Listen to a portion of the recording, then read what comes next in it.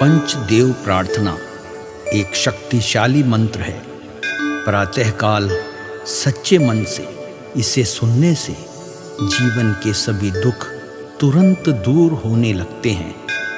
पंचदेव प्रार्थना को प्रतिदिन सुनने से जीवन के असंभव कार्य भी संभव हो जाते हैं।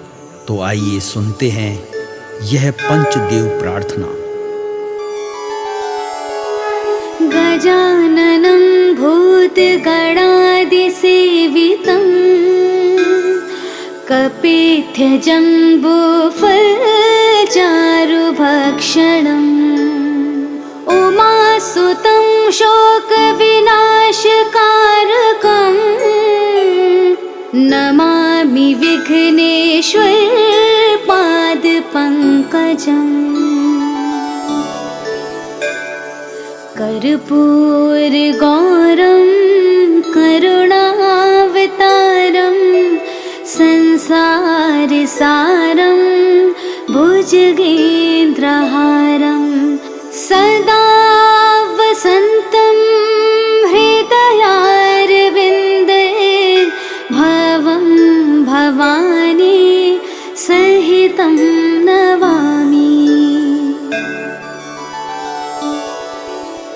शान्ताकारं भुजगशयनं पद्मनाभं सुरेशं विश्वाधारं गगनसदृशं मेघवर्णं शुभांगं लक्ष्मीकान्तं कमलनयनं योगिभिर्ध्यानगम्यं वन्दे विष्णु भवभयहरं सर्वलोकैकनाथम्।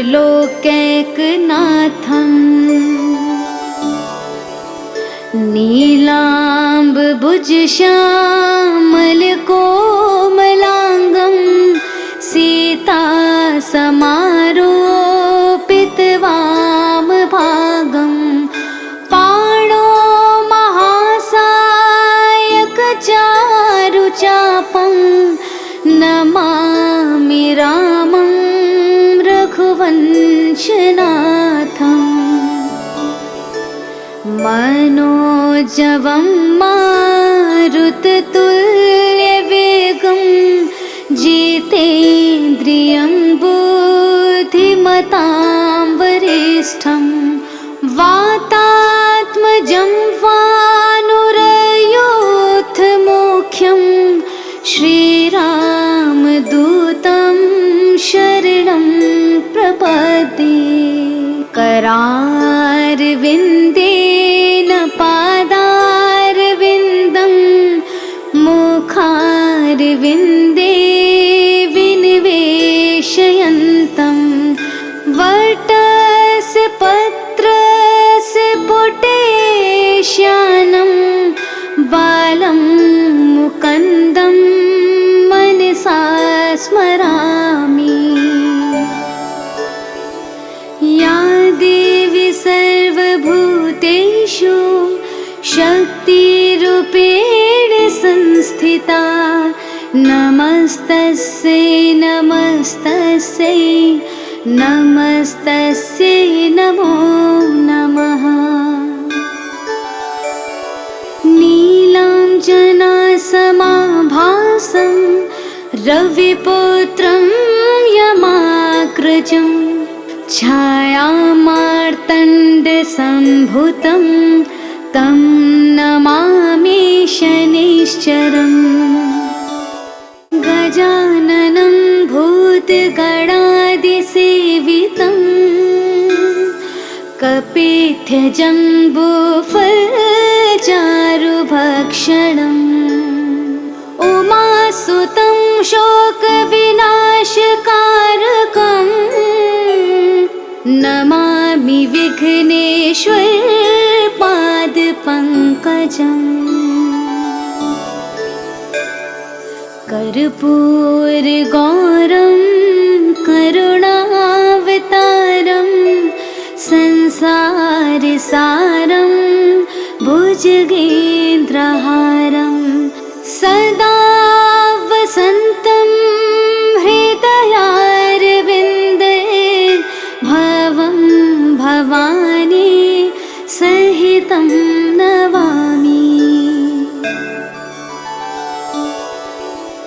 शान्ताकारं भुजगशयनं पद्मनाभं सुरेशं विश्वाधारं गगनसदृशं मेघवर्णं शुभांगं लक्ष्मीकान्तं कमलनयनं योगिभिर्ध्यानगम्यं वन्दे विष्णु भवभयहरं सर्वलोकैकनाथं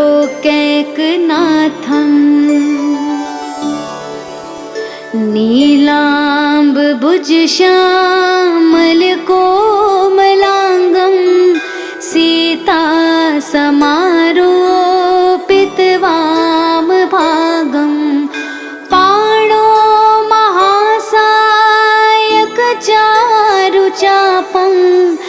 नमामि रामं रघुवंशनाथम्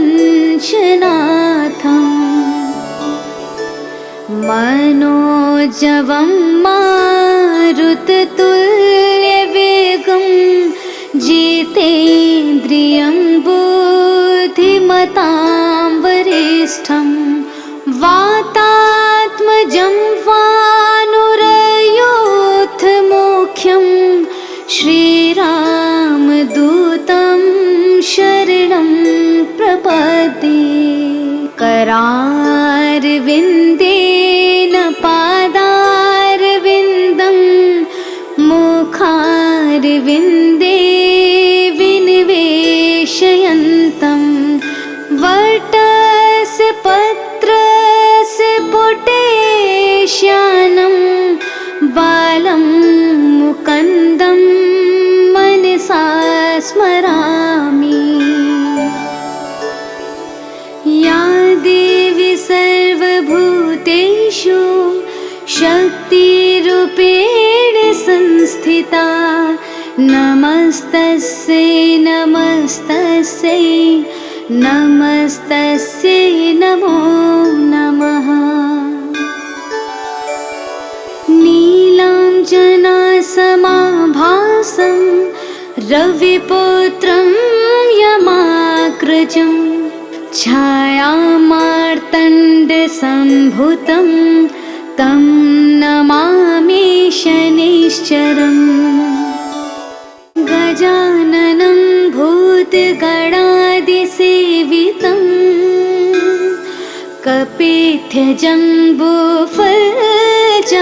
कपिध्वजम्बूफलचारुभक्षणम् उमासुतं शोकविनाशकारकम् नमामि विघ्नेश्वरपादपङ्कजम् कर्पूरगौरं करुणावतारं संसारसारं भुजगेन्द्रहारं सदा वसन्तं हृदयारविन्दे भवं भवानी सहितं नमामि। शान्ताकारं भुजगशयनं पद्मनाभं सुरेशं विश्वाधारं गगनसदृशं मेघवर्णं शुभांगं लक्ष्मीकान्तं कमलनयनं योगिभिर्ध्यानगम्यं वन्दे विष्णु भवभयहरं सर्वलोकैकनाथं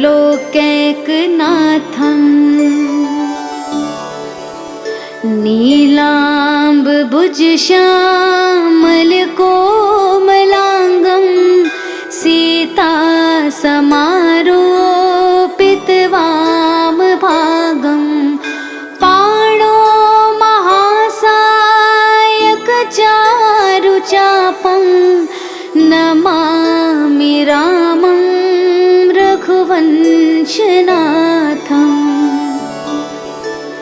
मनोजवं मारुततुल्यवेगं जितेन्द्रियं बुद्धि धीमतां वरिष्ठं वातात्मजं वानुरयोऽथमुख्यं श्रीरामदूतं शरणं प्रपद्ये। करारविन्देन पादारविन्दं मुखारविन्दे विनिवेशयन्तं वटस्य पत्रस्य पुटेश्यानं बालं मुकुन्दं मनसा स्मरामि। या देवी सर्वभूतेषु शक्तिरूपेण संस्थिता नमस्तस्यै नमस्तस्यै नमस्तस्यै नमो नमः। नीलाञ्जनासमाभासं रविपुत्रं यमाग्रजं छायामार्तण्डसम्भूतं तं नमामि शनैश्चरम्। गजाननं भूतगणादिसेवितं कपित्थजम्बूफलचारुभक्षणम् उमासुतं शोकविनाशकारकं नमामि विघ्नेश्वर पादपङ्कजम्। कर्पूरगौरं करुणावतारं संसारसारं भुजगेन्द्रहारं सदा वसन्तं हृदयारविन्दे भवं भवानी सहितं नमामि।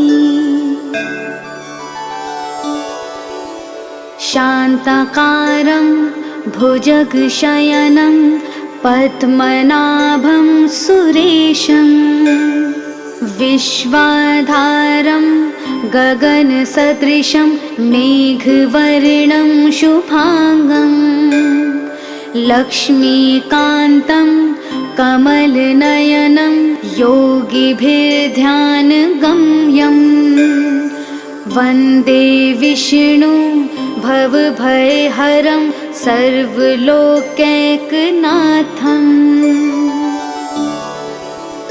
नीलाम्बुजश्यामलकोमलाङ्गं सीतासमारोपितवामभागं पाणो महासायकचारुचापं नमामि रामं रघुवंशनाथम्। मनोजवं मारुततुल्यवेगं जितेन्द्रियं बुद्धिमतां वरिष्ठं वातात्मजं वानुरयोऽथमुख्यं श्रीरामदूतं शरणं प्रपद्ये। करारविन्देन पादारविन्दं मुखारविन्दे विनिवेशयन्तं वटस्य पत्रस्य पुटेश्यानं बालं मुकुन्दं मनसा स्मरामि। या देवी सर्वभूतेषु शक्तिरूपेण संस्थिता नमस्तस्यै नमस्तस्यै नमस्तस्यै नमो नमः। नीलाञ्जनासमाभासं रविपुत्रं यमाग्रजं छायामार्तण्डसम्भुतं तं नमामि शनिश्चरम्। गजाननं भूतगणादिसेवितं कपित्थजम्बूफलचारुभक्षणम्। उमासुतं शोकविनाशकारकम् नमामि विघ्नेश्वर पादपङ्कजम्। कर्पूरगौरं करुणावतारं संसारसारं भुजगेन्द्रहारं सदा वसन्तं हृदयारविन्दे भवं भवानी सहितं नमामि। शान्ताकारं भुजगशयनं पद्मनाभं सुरेशं विश्वाधारं गगनसदृशं मेघवर्णं शुभांगं लक्ष्मीकान्तं कमलनयनं योगिभिर्ध्यानगम्यं वन्दे विष्णु भवभयहरं सर्वलोकैकनाथम्।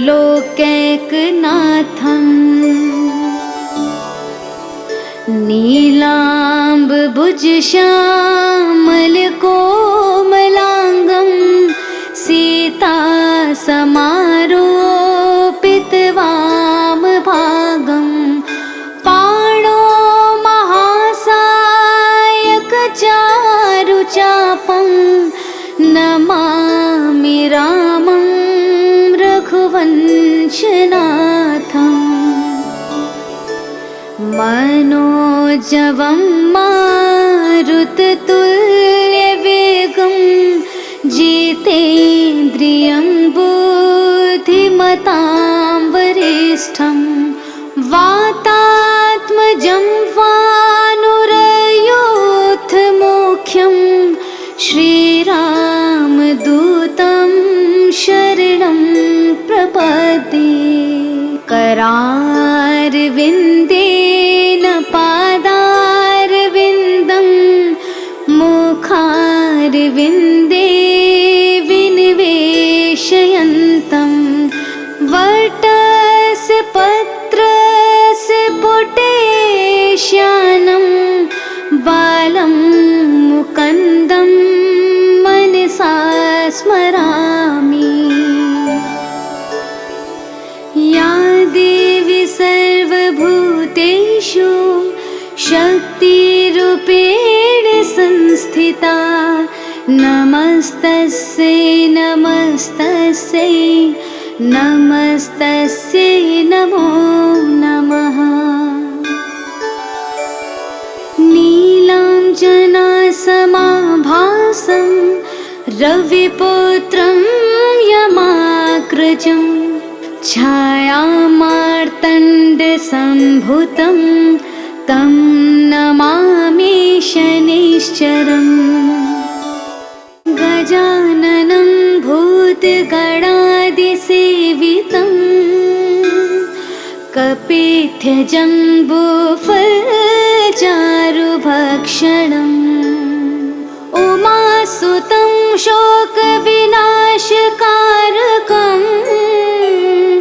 नमामि विघ्नेश्वर पादपङ्कजम्। कर्पूरगौरं करुणावतारं संसारसारं भुजगेन्द्रहारं सदा वसन्तं हृदयारविन्दे भवं भवानी सहितं नमामि। शान्ताकारं भुजगशयनं पद्मनाभं सुरेशं सुरेशं विश्वाधारं गगनसदृशं मेघवर्णं शुभांगं लक्ष्मीकान्तं कमलनयनं योगिभिर्ध्यानगम्यं वन्दे विष्णु भवभयहरं सर्वलोकैकनाथम्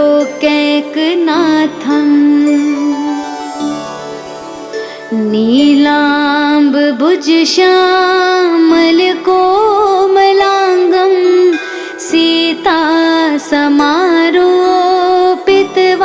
सीतासमारोपितवामभागं पाणो महासायकचारुचापं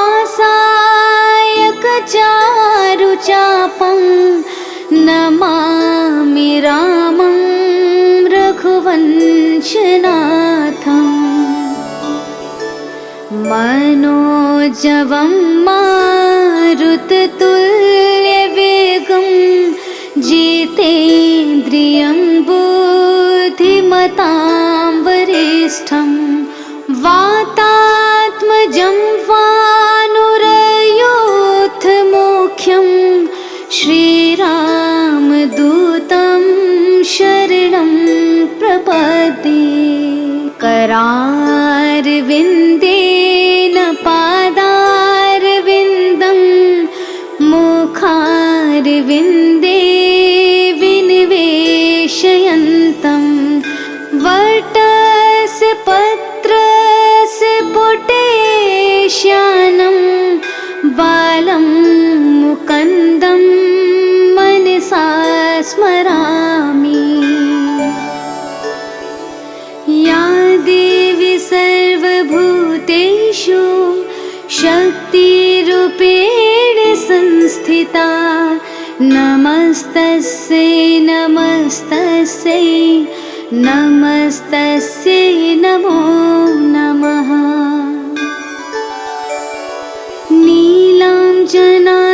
नीलाञ्जनासमाभासं रविपुत्रं यमाग्रजं छायामार्तण्डसम्भुतं तं नमामि शनैश्चरम् गजाननं भूतगणादिसेवितं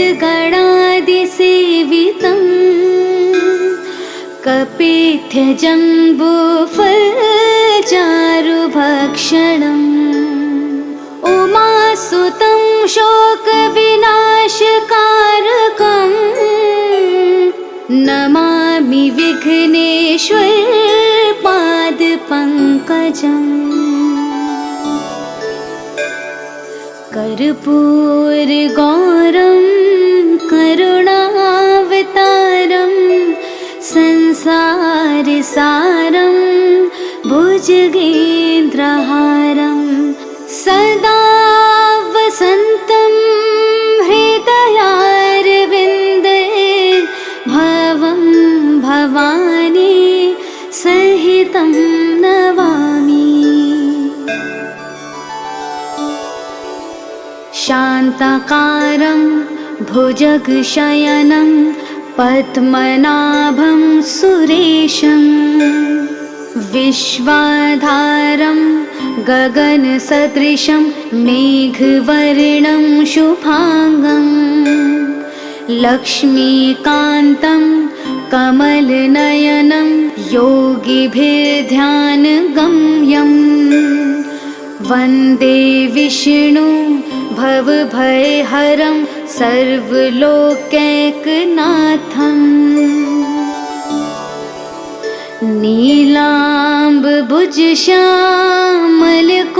नीलाम्बुजश्यामलकोमलाङ्गं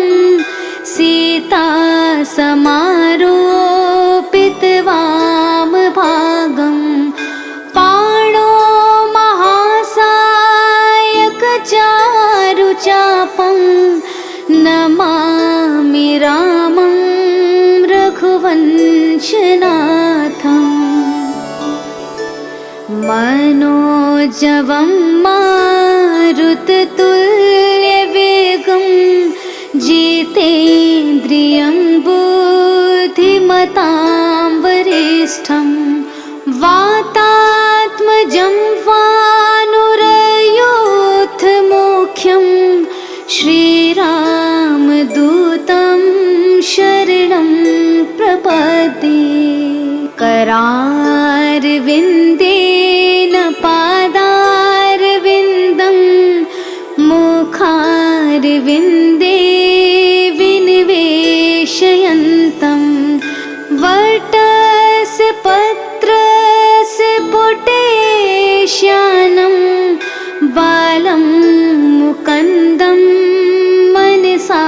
स्मरामि। या देवी सर्वभूतेषु शक्तिरूपेण संस्थिता, नमस्तस्यै नमस्तस्यै नमस्तस्यै नमो नमः। नीलाञ्जनासमाभासं रविपुत्रं यमाग्रजं, छायामार्तण्डसम्भुतं तं नमामि शनैश्चरम्। गजाननं भूतगणादिसेवितं, कपित्थजम्बूफलचारुभक्षणम्, उमासुतं शोकविनाशकारकम्, नमामि विघ्नेश्वरपादपङ्कजम्। कर्पूरगौरं करुणावतारं, संसारसारं भुजगेन्द्रहारं, सदा वसन्तं हृदयारविन्दे, भवं भवानी सहितं नमामि। शान्ताकारं भुजगशयनं, पद्मनाभं सुरेशं, विश्वाधारं गगनसदृशं, मेघवर्णं शुभांगं, लक्ष्मीकान्तं कमलनयनं, योगिभिर्ध्यानगम्यं, वन्दे विष्णु भवभयहरं, सर्वलोकैकनाथं।